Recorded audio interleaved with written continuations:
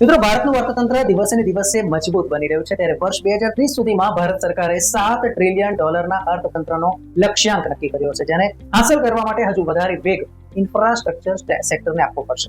અને મિત્રો, તે માટે અંદાજે ₹2.2 લાખ કરોડના રોકાણની જરૂર પડશે. આ ઉપરાંત આ ક્ષેત્રમાં ખાનગી ભાગીદારીને પ્રોત્સાહિત કરવા માટે વિશેષ પગલાં લેવાની પણ જરૂરિયાત ઉપર ભાર મૂકવામાં આવ્યો છે. 2030 સુધીમાં $7 ટ્રિલિયન અર્થતંત્રના લક્ષ્યને હાંસલ કરવા માટે ભારતીય અર્થતંત્રએ 2024 થી 2030 ની વચ્ચે 10.1% વાર્ષિક વૃદ્ધિ નોંધાવી જરૂરી છે.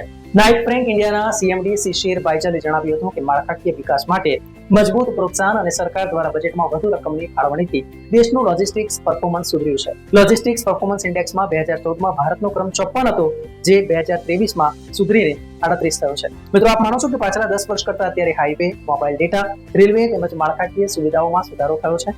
કોમેન્ટમાં જણાવો. આવા જ વિડીયો જોવા માટે અમારી ચેનલને સબસ્ક્રાઇબ કરો.